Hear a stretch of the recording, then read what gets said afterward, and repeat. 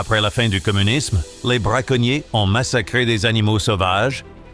Le chamois et le bouquetin en Bulgarie sont au bord de l'extinction. Jusqu'à il y a 10 ans. Dans un lieu préservé par l'homme dans les Rhodopes, se trouve un paradis pour la faune de haute montagne. La chasse aux trophées pourra-t-elle les ressusciter des cendres de la destruction? Cet endroit est le secret le mieux gardé d'Europe. C'est incroyable ce que vous pouvez voir ici et ce que vous pouvez faire ici avec un arc. Nous sommes venus dans cette zone secrète, pas pour tout le monde. Nous sommes venus ici, dans la première demi-heure.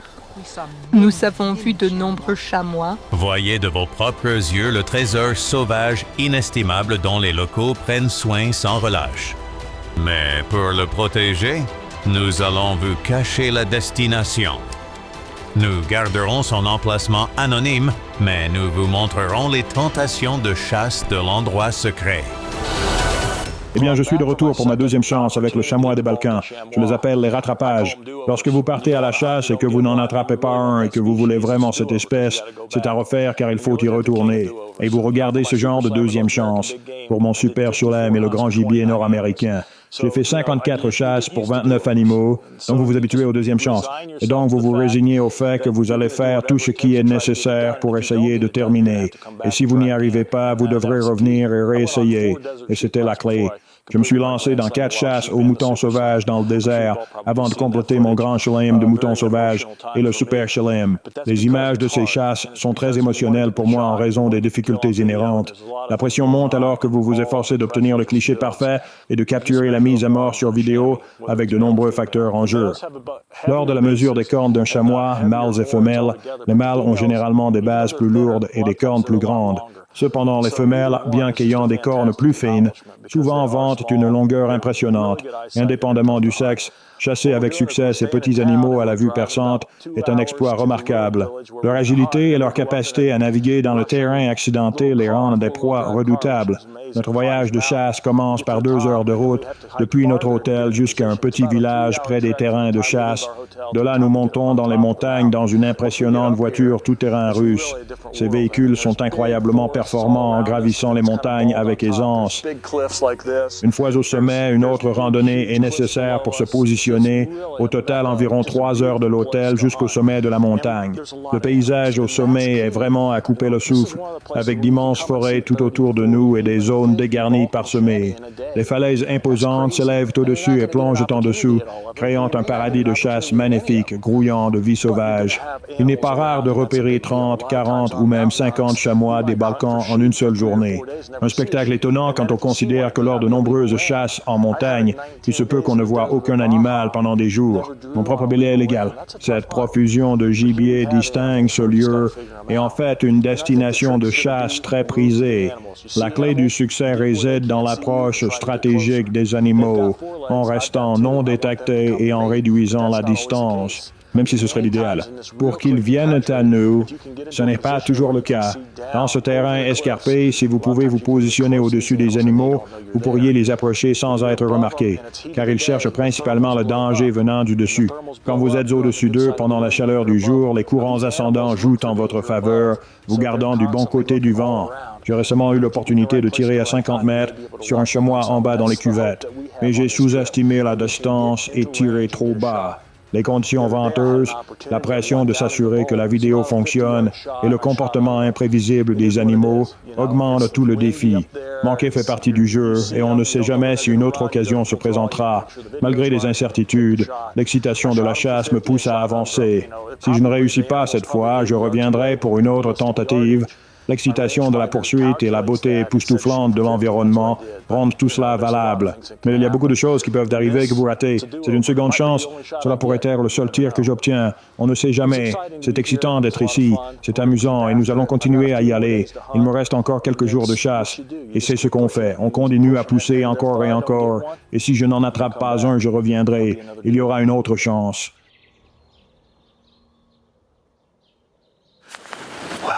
Eh bien, nous sommes au sommet de la montagne. Le trajet depuis notre hôtel jusqu'ici prend environ 2 heures. Et nous sommes à une demi-heure de plus des falaises. Nous sommes venus ici dans une petite Niva russe. C'est une petite voiture à 4 roues. Vous seriez surpris de voir comment une petite voiture comme celle-ci peut traverser des terrains vraiment accidentés. chassant le chamois des Balkans ici en Bulgarie. C'est un vrai matin frais. Mais généralement, j'essaie de me délester un peu parce qu'on transpire en grimpant, en randonnant et en allant. On a pas mal de chemin avant d'atteindre le sommet. Alors, on va suivre le sentier. Et c'est ma deuxième tentative de chamois des Balkans, donc ce n'est pas une chasse facile. Allons-y.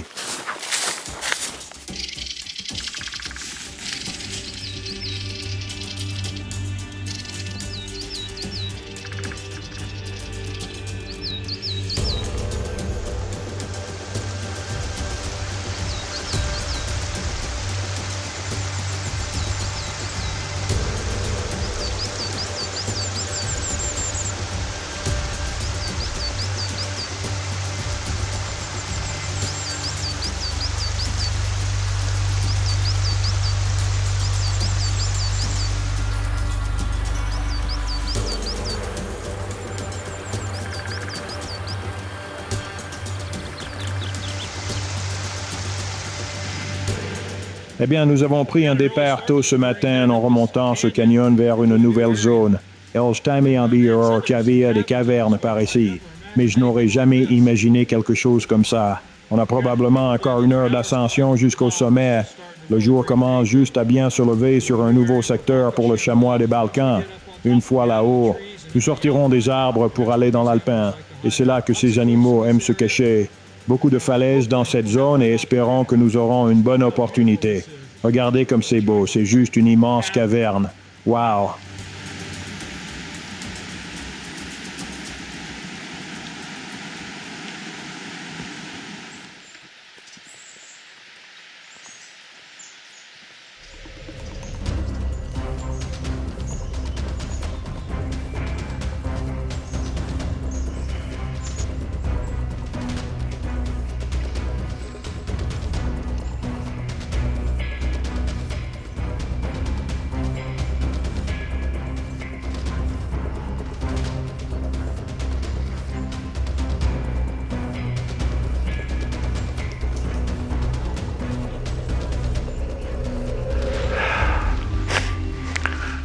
Eh bien, nous sommes au sommet de la montagne pour le chamois des Balkans.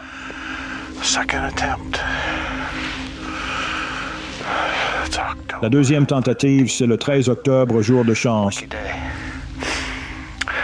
On dirait que ça va être bien. Il fait frais. C'était plutôt une agréable promenade ici, 2000 mètres, donc 6000 pieds.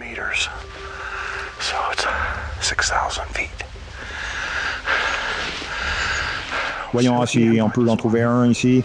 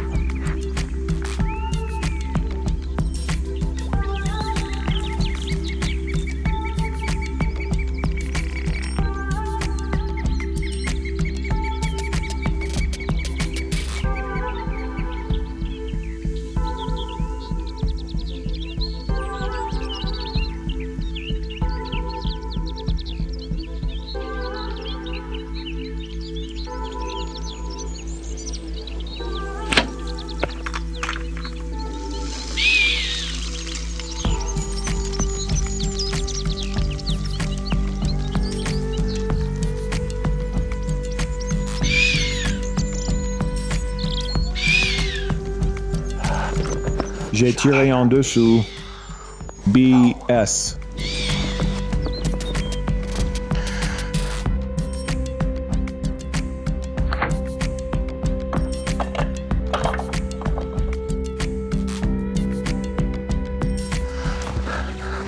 Je l'ai mesuré à 45 mètres. Je me sentais à l'aise. C'était vraiment en pente descendante. C'était une grande femelle, avec de longues cornes. Première chose, ce matin, le soleil se levait et j'ai tiré sous toit.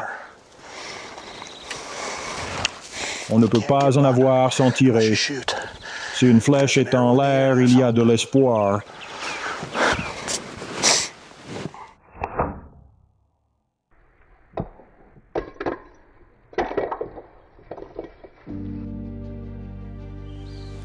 Et c'était le deuxième tir manqué de Tom. Comme la dernière fois, l'angle de déclinaison était de plus de 30 degrés, le faisant croire qu'il réussissait bien.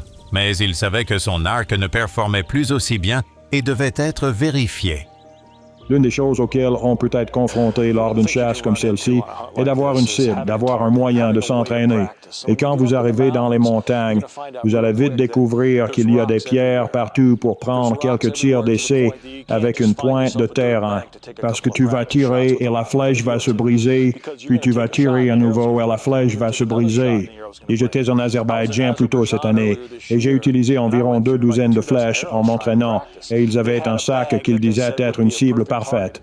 Il était rempli de ce qu'ils disaient d'être du sable. À chaque tir que je tirais dans le sac, la flèche se brisait. Et lorsque vous sentez que vous avez besoin de la confiance nécessaire pour vous entraîner, vous souhaitez tirer plus de flèches. Vous passez de 2 douzaines de flèches pour un voyage à environ 6 restantes. Et cela rend vraiment les choses délicates quand il s'agit de la chasse. Vous voulez avoir autant de balles que possible dans votre carquois. Un truc que j'ai trouvé qui fonctionne vraiment bien en montagne, c'est de tirer sur ton sac à dos. Maintenant, je sais que cela semble fou, mais si vous avez quelques pointes de flèches dans une poche, vous pouvez retirer votre pointe de chasse et y mettre une pointe d'entraînement. Vous pourrez lancer ce sac à dos à 25 ou 30 mètres pour clarifier votre esprit jusqu'au point où vous avez cette confiance. Parce que cet armement complet sur un chamois, c'est tout est une question de confiance. Savoir que votre flèche vole droit, ça va faire toute la différence. 1 ou 2 petits coups dans votre sac à dos ne feront aucune différence et vous aurez toujours cette flèche prête à l'emploi. Et souvent, ce que j'aime faire, c'est tirer cette flèche d'entraînement avec la pointe d'entraînement.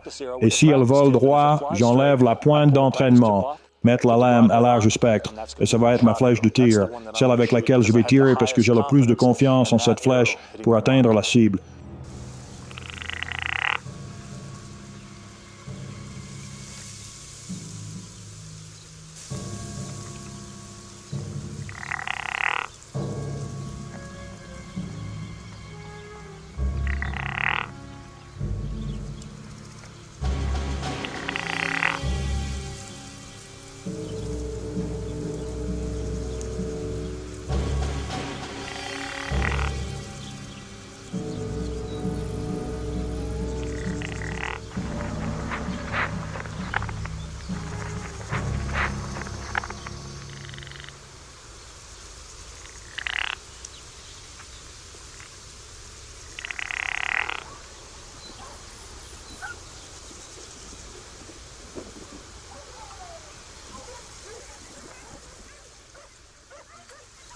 Le bruit des chiens aboyant au loin nous a surpris tout autant que cela a surpris les chèvres qui broutaient sur les rochers en dessous. Nous savions que cela allait être une bonne journée, car nous savions que les locaux allaient bientôt chasser le sanglier.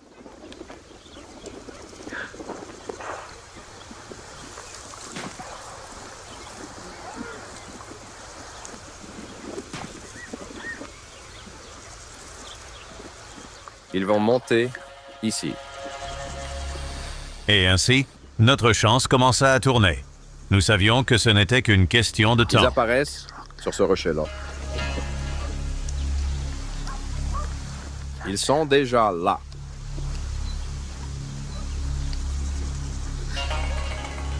Two more here. 4, 5, 6, 7.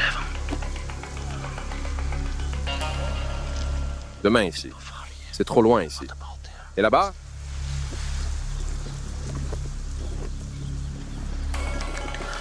Devant nous, il y en a un. Froid. 25, probablement. Juste ici.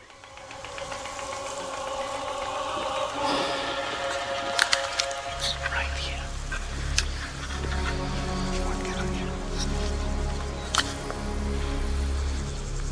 Il y en a deux. L'un d'eux nous regarde.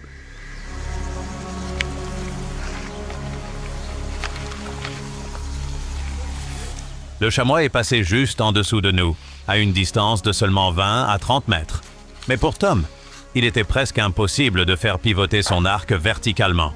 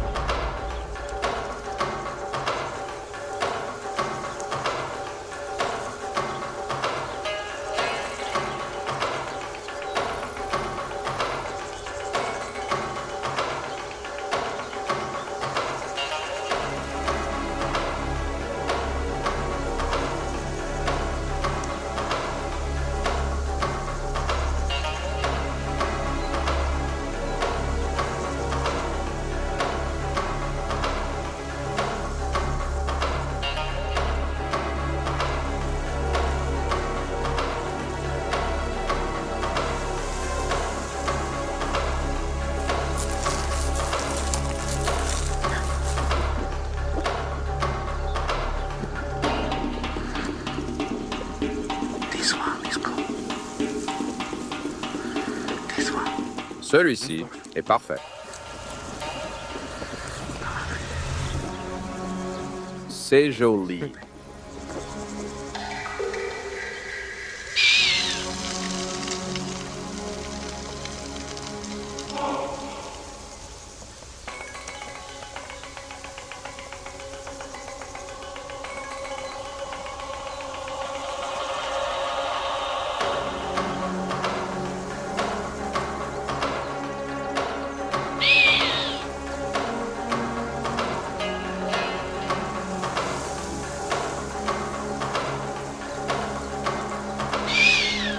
Après le bruit des chiens et la battue poussant les animaux dans une direction qui nous est favorable, Tom décide que nous devons nous déplacer vers un meilleur poste de tir. Un des trucs pour être prêt quand un animal approche est de comprendre que tu ne peux pas le regarder directement. Vous devez pointer votre épaule opposée. Je suis droitier, donc je pointe mon épaule gauche vers l'animal. Donc souvent quand tu es caché ou que tu attends à un endroit où tu penses que l'animal va apparaître, tu ne veux pas faire face. Tu veux t'asseoir avec ton épaule tournée vers la direction dans laquelle tu veux tirer. Et ce que cela va faire pour vous, c'est que cela va minimiser le mouvement. Vous devez penser à pouvoir confortablement tirer une ancre et faire le tir. Et vous ne pouvez pas bouger beaucoup. Vous ne pouvez pas être assis comme ça, regardant par ici, puis voir l'animal et tourner tout votre corps, puis bander votre arc. C'est trop de mouvement. Ils vont le voir. Ils vont s'arrêter. Ils vont te dévisager et tu ne vas pas pouvoir tirer. Donc, ce que tu dois faire, c'est réfléchir. Vous savez d'où ils viennent. Ou si vous voyez des animaux à distance et qu'ils ne vous voient pas, tourne-toi et oriente ton épaule dans la bonne direction. Il faut le faire. Si tu ne le fais pas, tu vas probablement être repéré. Tu risques de ne pas avoir l'occasion de tirer et, rappelez-vous, cela se résume à une bonne occasion de tir. Vous n'aurez probablement pas deux chances. Just around si bimi un piche plus de occasion, donc vous devez la saisir.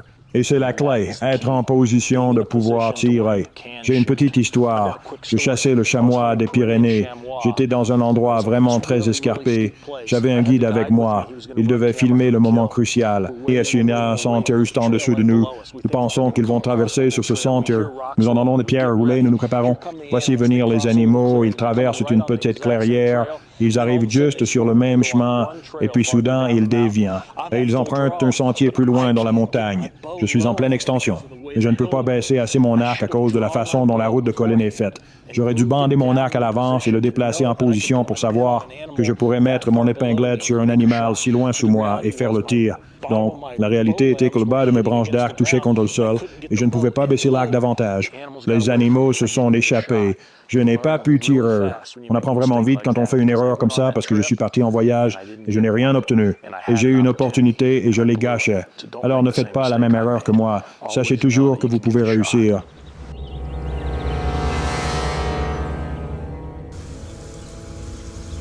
La plupart des chamois s'étaient retirés des terrasses rocheuses et se trouvaient prêts à passer l'après-midi dans un endroit sûr au bord des rochers. C'est notre endroit.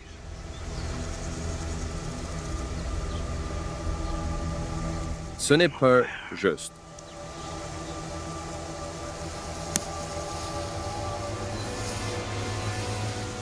Juste à l'endroit où se trouvent les chèvres, Tom avait raté lors de son précédent séjour en Bulgarie.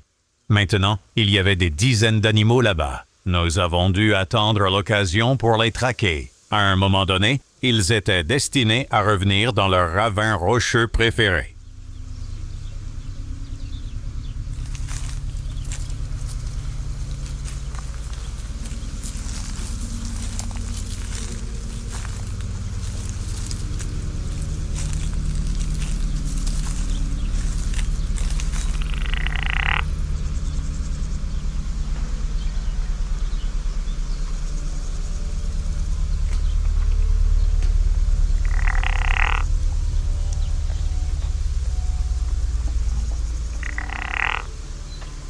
La difficulté de chasser le chamois, c'est qu'on ne sait jamais s'ils seront au-dessus ou en dessous de nous. C'est simplement la zone de chasse au taureau parfaite, car il y a beaucoup de broussailles, d'herbes. Mais si vous ne les voyez pas avant qu'ils ne vous voient, vous n'aurez jamais l'occasion.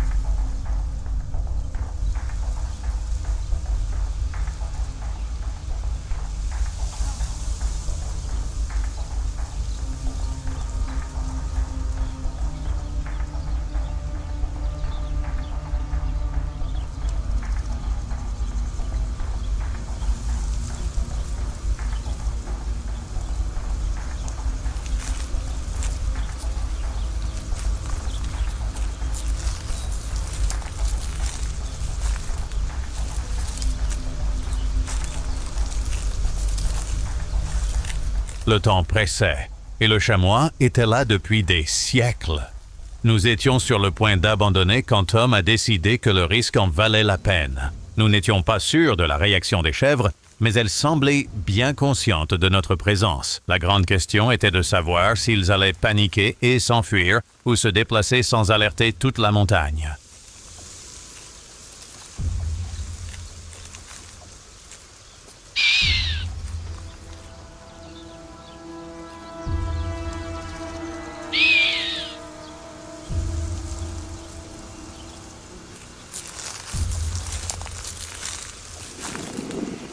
Je les vois. Nous avons eu de la chance et un groupe était resté juste en dessous du bord. Ils ne pouvaient pas nous voir là à cause de la courbure du terrain.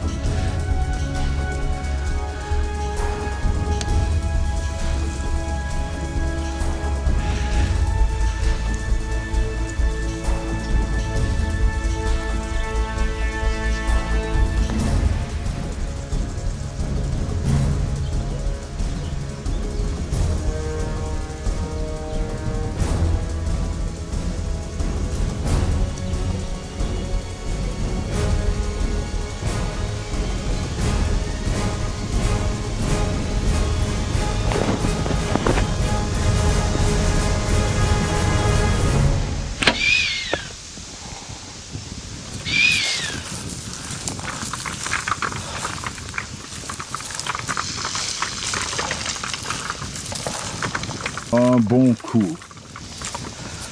Balkan chamois.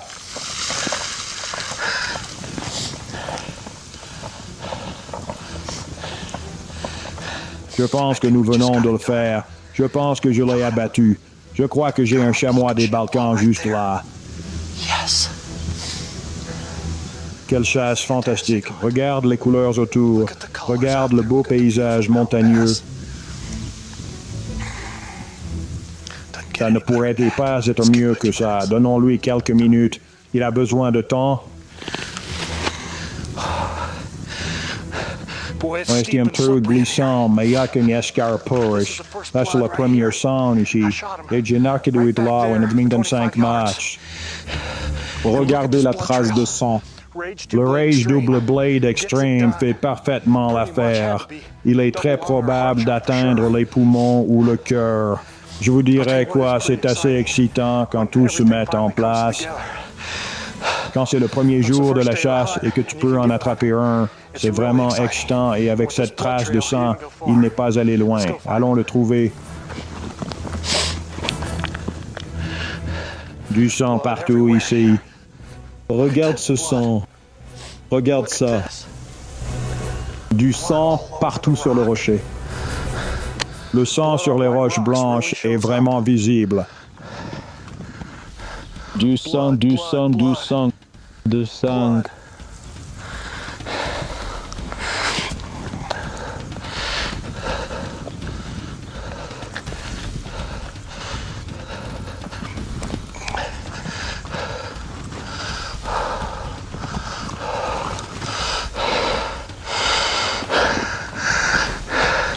Le voilà, juste là.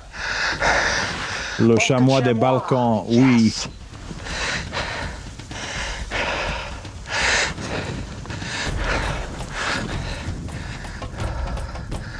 Quand vous suivez la trace du sang des animaux, vous devez chercher du sang sur les pierres, du sang sur les bâtons, du sang sur les choses claires.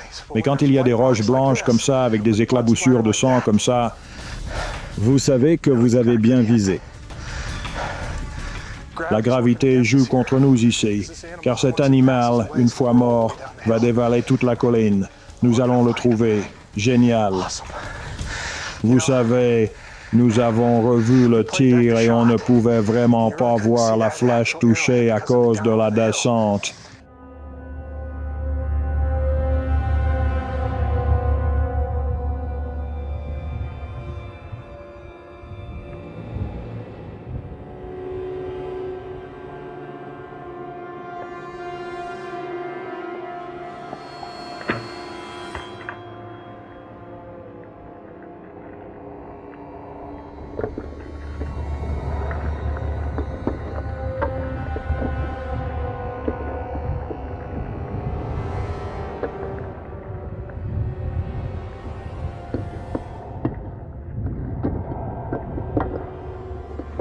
Vous savez, nous avons revu la vidéo avant de commencer à chercher, et puis nous pensons que cela pourrait être une femelle. Vous savez, la façon dont on peut distinguer, c'est que les mâles montent et font un grand crochet, alors que les femelles montent et ne font pas vraiment le grand crochet. Les mâles sont plus lourds, mais à cette période, vous pouvez chasser les femelles tant que vous ne visez pas celle avec un petit ou accompagné d'un jeune. Celui-ci n'était manifestement pas jeune et était certainement assez âgé pour chasser. Tir à 25 mètres, allons les trouver.